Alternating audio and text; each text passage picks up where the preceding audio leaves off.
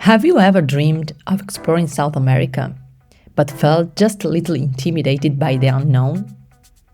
Maybe you had thought, is it safe? Where would I even start? Or, will I be able to connect with the culture in a meaningful way? If that sounds like you are going to love today's episode. Welcome to Stories Across South America, where we go behind the scenes of real journeys, real travelers, real moments, and stories that go far behind the guidebooks. Today, Maria sits down with Julie Mordecai, a vibrant traveler who's explored 5 South American countries with us, not once but twice, alongside her partner Tom. From the breathtaking peaks of Peru to snorkeling with sharks in the Galapagos, to discovering hidden street art in Santiago, and co-creating personalized adventures with our team, Julie shares it all.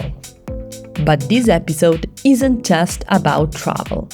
It's about transformation, how each trip changed the way Julie sees the world and herself. So, whether you are planning your first big adventure, or you are simply curious about what it feels like to travel deeper in South America, stay with us. You are in for an inspiring ride.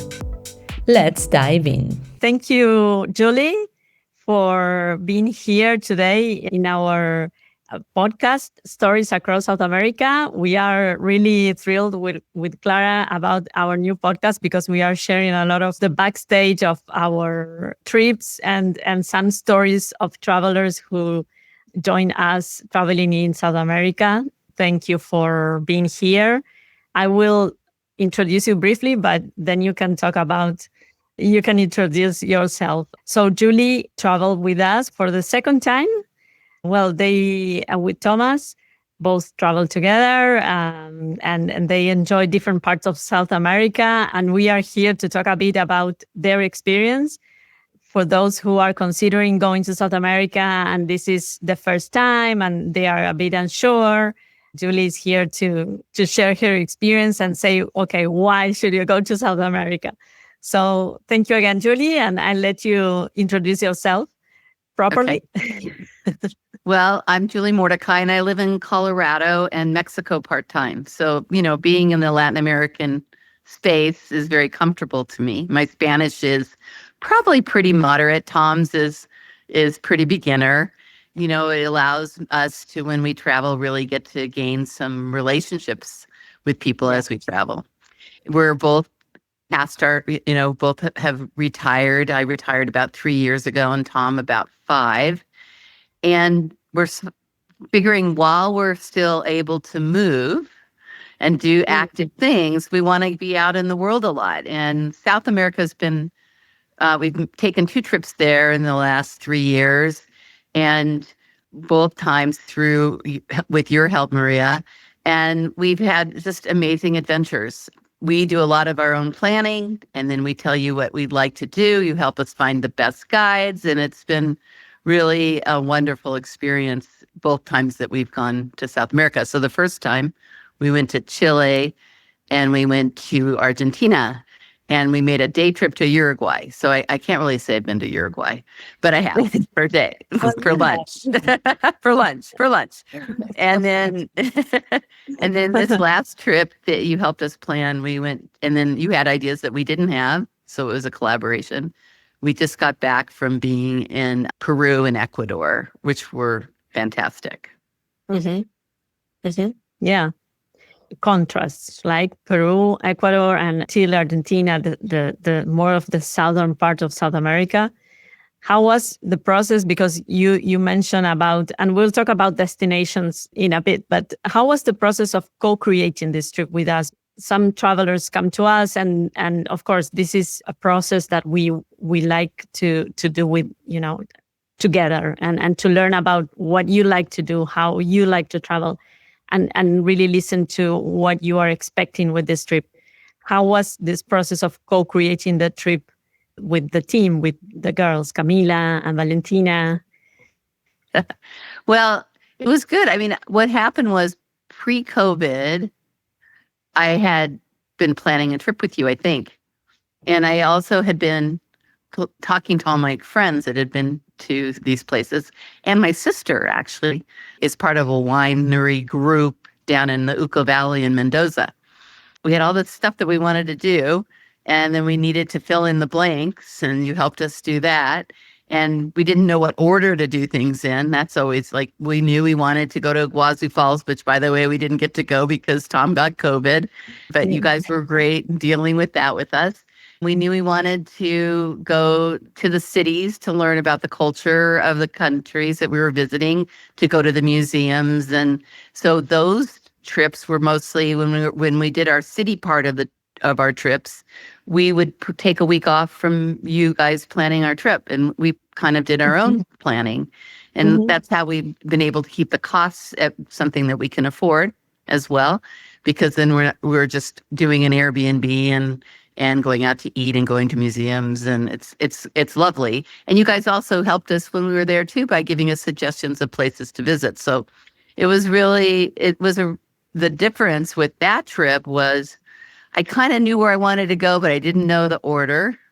And then it had a lot to do with the outdoors. We love the outdoors. So we did a lot of walking and hiking, but nothing huge. But if I was a super athlete, I could have talked to you about doing a big trip in Torres del Paine with backpacks and staying at the refugios. That wasn't really on our agenda. We just did day hikes. But this second trip that we just completed, we both loved so much. About 80% of our time was spent in the outdoors, doing things that we like to do, going on hikes in the Amazon, or snorkeling and hiking in the Galapagos, or hiking without enough oxygen in Peru. So we kind of blew it. We live in Colorado, so we should have gone to Peru from Colorado, but we went to Peru from Mazatlan, which is right on the, it's sea level. So when we went to 10,000 feet high, it took us a little while to acclimate. Yeah. And we did, again, day hikes there, but if we had wanted to do the 4-day trip into Machu Picchu, I know that you would have had the capacity to set us up with the right tour. It was really fun. So what I love about you guys is you kind of figure out what our level of activity is, and then build that into our itinerary. And you know that we like to explore, and we didn't even think about going to the Amazon. That was your guys' idea, and that was one of the highlights of our trip. We really enjoyed the place we stayed at in the Amazon, and learned a lot about creatures and herbal medicine and all kinds of cool things. So we also learn a lot about you, right? It's like both ways. So for us, planning the trip is also a lot of fun, because we get to understand and to really get to know you. We start doing our own research for things that might be very specific. So that's why we enjoy the process of creating the trip together. We like some of our travelers once said, we co-create the trip. And I said, yeah, I love that. We do this together. Why South America, Julie? I would love to learn from you, your perspective from someone who has been there for more than once, and understanding the vision or perspective of someone who is coming from a different place, such a different place like the United States. And of course, some people can be a bit uncertain about what they can find in South America. But you return, which is the good sign. I always say, you go for one we time, want to come again. You probably come back. Yeah. No, we're thinking, Colombia and Uruguay and maybe Brazil. We still have things we want to do, in South America. But twice, they're just so different, all the different countries within a continent, right? We're talking continent. So that's if you're thinking Mexico, United States, Canada is, we're all in a continent together. And I think Central America may be with us and not with you. I don't know. You're not. Yeah, I think so. I think they are. Yeah. So anyway, and then there's all those countries in Central America, right, that are part of North America. So it's an interesting thing when you think, okay, I'm going to go to South America, but Brazil is huge. I mean, if you placed it on top of the United States and all these places, and everybody's culturally different and politically different. And so it's, if you want, for me, I'm very interested in culture, art, food. And so there's huge differences in these areas and histories of these countries. For me, whenever my background is Jewish, so I'm always interested in finding a tour that is, tries to show us what's happened in that country regarding the people that I come from. And I know that other people do the same thing, like if they the French history or the Italian history in Argentina or whatever. Yeah. So it's, you can tailor everything to your interests. And so that's the reason we came back. But the other piece is that there's not a huge time change. And so as you get older, it's dealing with a trip to, say, Africa, which we have done. You're talking about 26 hours of flying and being in airports. And when you're going to South America, you're looking at 5, 6, 7 hours for a trip. And the hour differences could be 1, 2, or 3 different hours difference.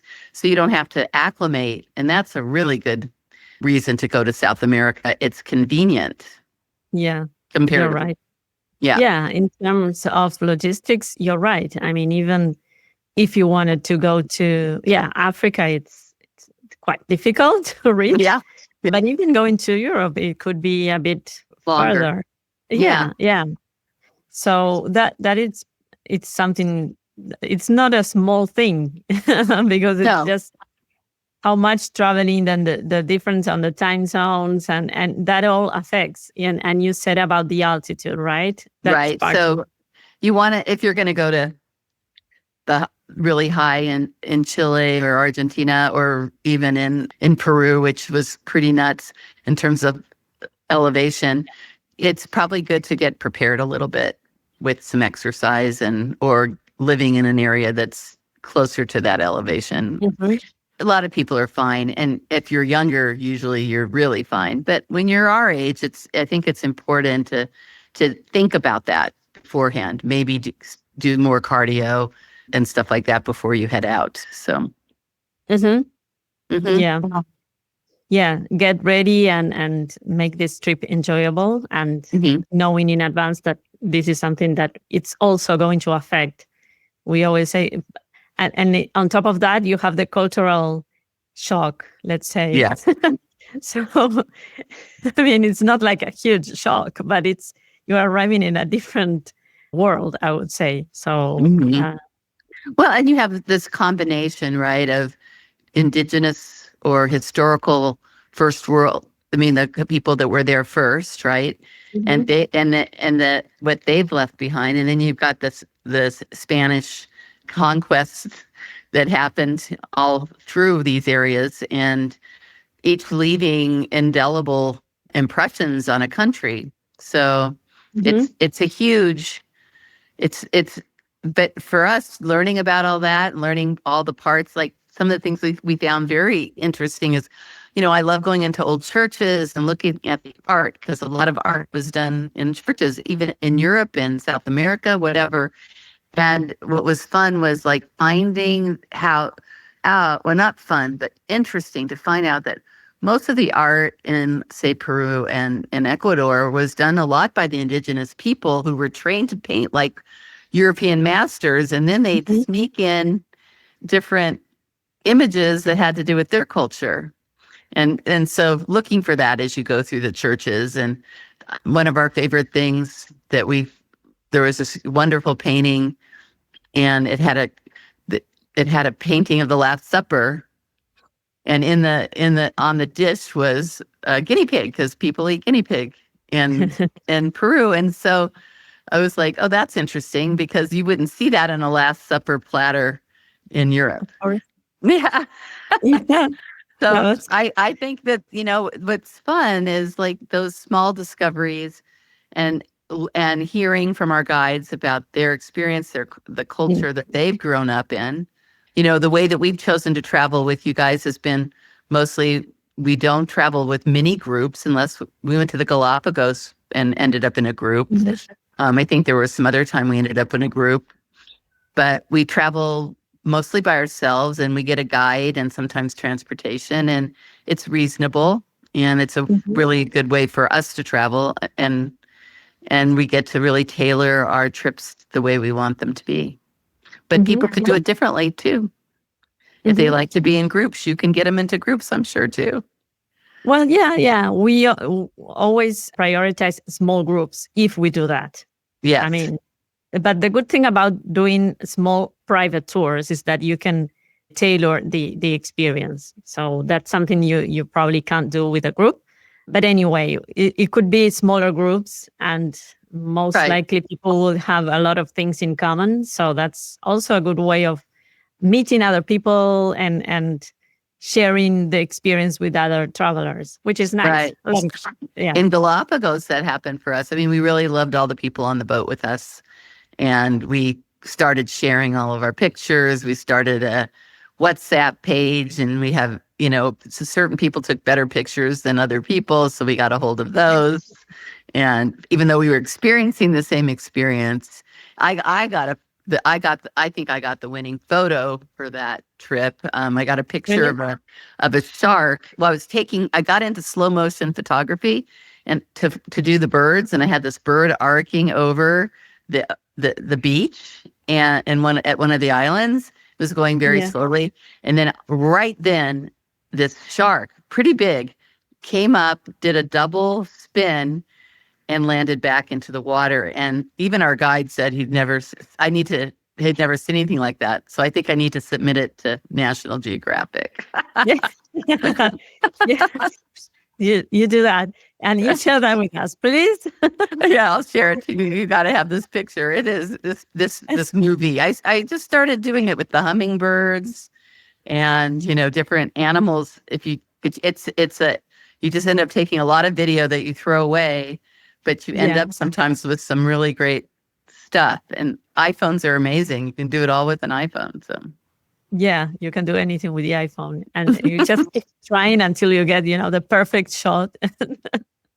the contrast between doing things in nature and then getting into a city, and I like Yeah. both. I think we like more being in nature, but we also really enjoy going to a city. Like in Santiago, the Human Rights Museum, Mhm. and in Chile was amazing. In Lima, we learned about this phenomenal muralist and went to he had his own little museum plus a little gallery we could go to. And I bought a piece. I'm an art collector, so I bought a piece of his. And he goes into small rural communities and paints murals with the whole community, usually less for communities that don't have as much money. And he'll Mhm. do the steps and walls, and it's really cool. And then in Ecuador, when we were in Quito, we went to the Museum of Man and got the amazing work of I forget his name right now. I'm going to tell you because then you can. Mhm.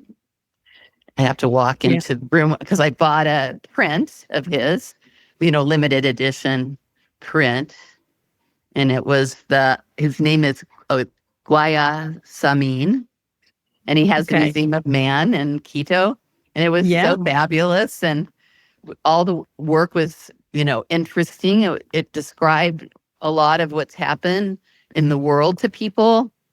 He dedicated a lot of it to humanity and how we've gone through a lot of different experiences, some not so fun. Yeah. So, Yeah. Which is but part of some of the. this, yeah, yeah. So I don't know. I think I think traveling in South America also has really changed my perspective on living in the United States.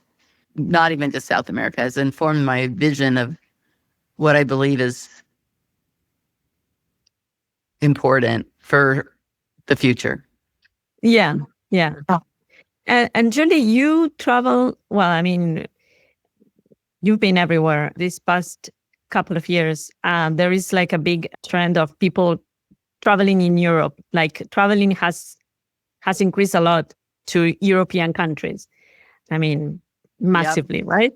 From your experience of visiting Europe, if you compare with South America, I mean, I could say we are talking about totally different things. What is different about South America for someone who's never been there? Well, there's just so much history and World Heritage sites. I mean, Quito is unbelievable.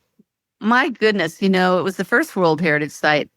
And really, it only has one terrible building in the whole World Heritage site. And it's not even that terrible. It's 1950s, mid-century modern, right?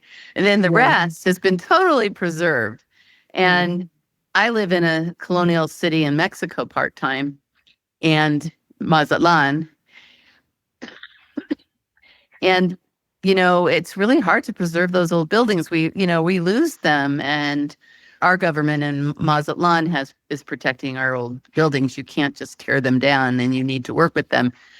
And we're not a World Heritage site, but because Quito did it so early, it's perfection in terms of beautiful old buildings. I've never seen anything like it. And then Cusco is a World Heritage site as well, and it's really beautiful. But they didn't do it as early, so you have some sad examples of architecture in the downtown. Now, what's interesting is when you're preserving these beautiful cities, you're preserving these colonial buildings, which were the people that came and took over the countries from the indigenous people. So we always see these beautiful buildings, and they're so beautiful. And they're compared to Europe, in my opinion, in terms of how beautiful they are. The difference is I think there's a little more edge to the food. It's a big difference. When I go to Europe, I have European food. In the United States. Anywhere I want to go, I get French food. I can have Italian food. And they don't say Italian food. It's by region as well. Never say Italian food. Why did I say that? Anyway, when you're in places like Peru, you get a whole different kind of food than you'd ever get in Europe. And European food is pervasive in many Western cultures. So this changes everything. It's not Mexican food, it's a whole different kind of food, and lots of wonderful ceviches and lots of beautiful, the food is just beautiful. And we did get to eat at one of the most important restaurants in the world in Lima. And there's several. They're considered the best restaurants in the world. It was an amazing experience for gastronomy. So that's a difference. Yeah. We say there's great gastronomy in France, but it's equally, the gastronomy in Lima is equal, really. Yeah. Yeah. And the thing is, you probably tried French cuisine, right? That it's more something that you probably had somewhere, while Peruvian is something probably new, and it adds an extra element to the trip. Well, I certainly hadn't eaten guinea pig before. And and then they had this interesting food in Peru called chifa that was, Peruvian mixed with Chinese. And it was interesting food, so, and it just shows. And then, there's a Japanese community in there too. And so, there's so many interesting parts of being in these countries, and you think you're going to go and you're going to be uncomfortable because of the difference, but you aren't. Everyone's welcoming. And I have found that to be true. People have this perspective of other countries like, oh, it's a desert and there's no trees, or, oh, like that. When I went to Africa, it was just, it was beautiful, many parts of Africa. And then, the same thing with South America. That they have everything we have, but then more interesting things because they're different culturally than us. So I highly recommend making a journey to many of the countries of South America. We haven't seen them all. We still have more to go to. So we'll be planning another trip with you soon, and that'll be fun. That'll be fun. Yeah. Yeah. We can't wait. But when we start planning the first journey, we always say don't stress, because South America it's huge. Like you say, if you look at Brazil and you put it on top of a map, you can see it's just such a big country, and everything is like that in South America. So it's like on the first trip you can't just go everywhere. It's impossible. You definitely end up doing another trip, which is what happened to you. Yeah. Yeah, I mean, and there's going to be times where something you don't understand it, or it may feel a little different than before. But like when we went to, I think it was Bariloche, I think as we were staying outside of the town, we didn't understand why we weren't in the city. But this once we saw the city, knew why we were out in the country. And then there was this piece of, oh, we need to come back here because we heard there were all these organic farms that were south of Bariloche, and we wanted to be able to come back and Yeah. maybe hang out at an organic farm for a week, you know? So we have some wish lists that maybe if we get to come back, we'll go do.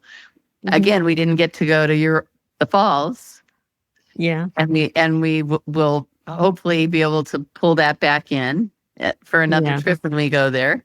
And Yeah. you know, each time that we go, we'll see some new things. We might come back and visit other places. We fell in love at the last bit. We stayed at a hotel that was on a bird refuge, and the hotel owner took us on a bird watching trip, and then he took us to go see the condors, and that was just spectacular.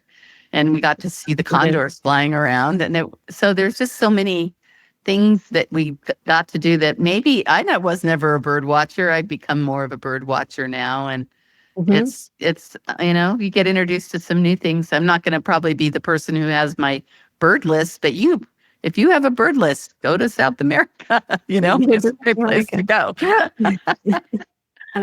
Yeah. You also discover things about yourself, about things that you now enjoy, like you didn't know that you liked bird watching. Yeah, exactly. I've always, liked being outdoors, and I've always liked being able to hike and walk, and I like to be in water. As you go to these places, you get to see some new challenges. I mean, I've snorkeled in a lot of places. This snorkeling in the Galapagos is very different than snorkeling in other places because there's some really interesting animals that you'll not see anywhere else in the world. So, and it changes from island to island. So, I found out for myself that, I like snorkeling even more, that I'm a better snorkeler than I thought I was because there was some more movement in the water than I'd experienced elsewhere. Yeah, and if you want to go scuba diving, you can do that there. I mean, but that wasn't an interest of ours. And if you need a day off, some time off, everybody will make everything accessible to you. When we were in Galapagos, we had a gentleman, really sweet man, who had a degenerative disease, and this was his last active vacation in his life. The guides from the boat helped him get off and on the boat every day to go snorkeling, which was very comfortable for him. And he did a bit of hiking, but it was a bit slower.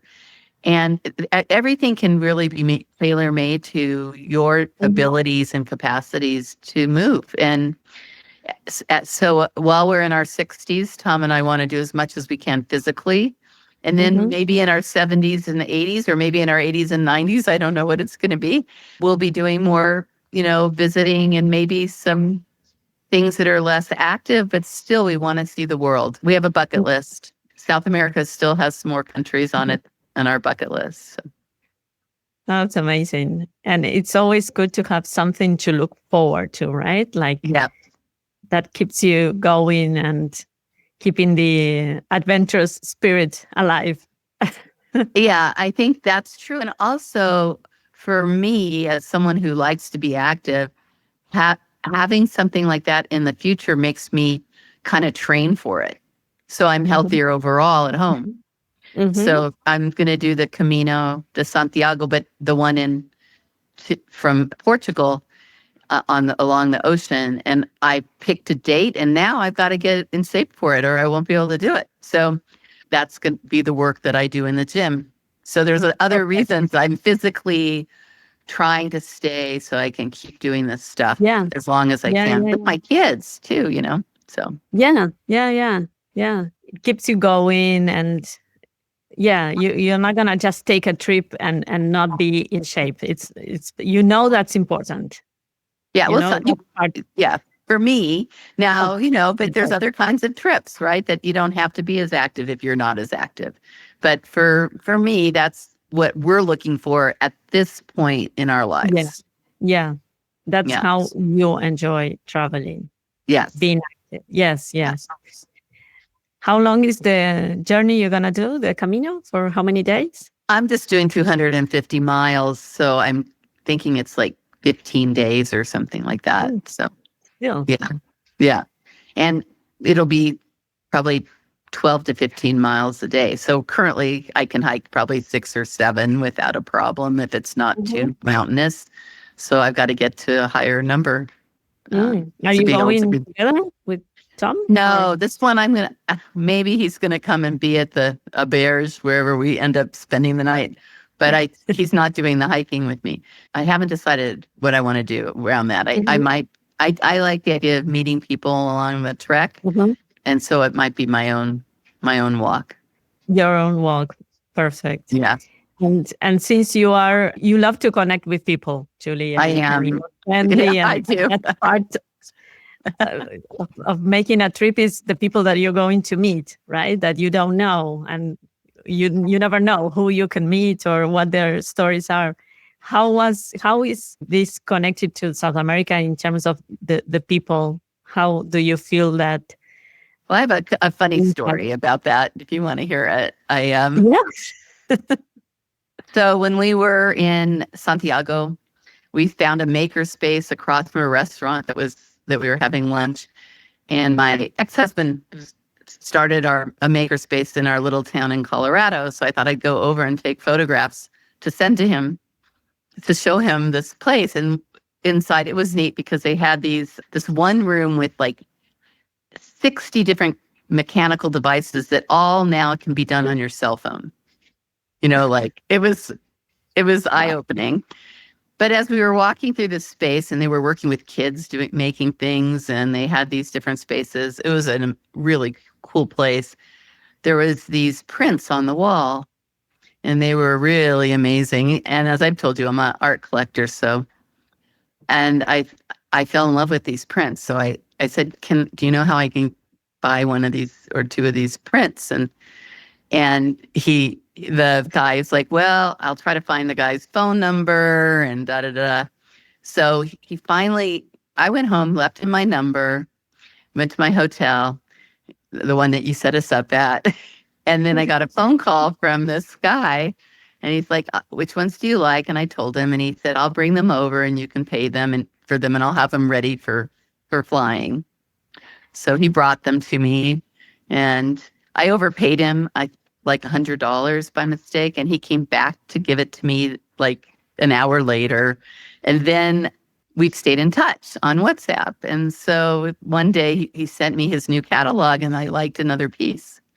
So I said, okay, let's figure out a way for me to send this picture for you to get this picture to me. He knew how he could send it to me to Mexico. And so I kept trying to send him money and for some reason, his bank wouldn't accept electronic money. I guess you have to have a decent amount of money to take in electronic money in Chile. And so his bank account wasn't big enough. So then we were thinking, okay, we'll try this way. And then it ended up being not, the conversion rate was terrible that way using Western Union. I'm going to say it out loud. And I thought, oh God, I don't want him to not make money. And then I remembered my sister might be down in Uco Valley and near Santiago that week, or was going there. So I called her. I said, where are you? She goes, I'm in Santiago having dinner. And I said, can you pull together X amount of dollars for my artist that I love in Santiago? And he goes, yeah, I can do it in dollars. And I said, he'll love that. He'll like dollars. And so he went. This is all in a half an hour. I texted him. He got in an Uber and he went over and gave my sister gave him the money for my picture and then he mailed it to me. A whole circle, right? I know. How does that happen? I called her and she's in Santiago. And then he could run over in half an hour because we've been like fretting over trying to figure out how to give him the money for this piece. Anyway, I got to help him figure out how to, like, because he is extraordinary, and there needs to be a way for people from the U.S. and elsewhere to be able to pay him for work. You know? Well, I know. If you can share the contact, we'll take a look at what he does. I'm going to send it to you because maybe you can figure out a way to help him get funds from. Yeah. You have to have a big enough account, and otherwise they don't take the electronic money at his bank. So craziness. Yeah, well, and the whole world is, it's not always the same everywhere. That you learn as you go. No, for sure. Yeah. Yeah. I say Mexico is my teacher, and so do my Mexican friends. Because in Mexico, which is it's different than South America, but everything doesn't happen right away. And so we all just learn to be a little more patient. And I think that's true when you travel anywhere in the world. You can't expect everything to go the same way it does at home. Mm-hmm. Yeah. Yeah. You need to, not forget about that. Yeah. Not forget. Yeah. We are all different. I also learned the hard way because I moved countries. In Germany, the trains are on time. In Germany, the trains are on time. Not so true in the U.S. Not so true in other places in the world. It's on time. Yeah, of course. It was really nice to learn about your journeys and your own experience in South America. When you finished your trip, we connected again to talk about how your trip was, and you shared a lot of information and your own experience. This was great because we had a bit of space to talk a bit further, and love to know what your vision is of South America, because we don't see it the same way. We see it from a different perspective, and it's been great to learn how much of South America you carry with you, with the gifts you brought, but also on your own personal life, right? You learn about yourself, which is amazing. Yeah, thank you so much for letting me learn about your life experience traveling. Okay, Julie, thank you very much. Thank you. Enjoy the rest of your day, and say hi to Tom again. I will. Okay. Okay, we keep in touch. Julie, thank you very much. Okay, bye-bye. Bye-bye. If you loved this episode, you can subscribe to the podcast and share it with a fellow traveler, or, why not, an entrepreneur. You can find us at across-southamerica.com and on Instagram at across-South-America. And if you're dreaming of your own handcrafted journey, reach out. We'd love to help. Gracias and see you soon. Nos vemos pronto, and let's keep the stories going.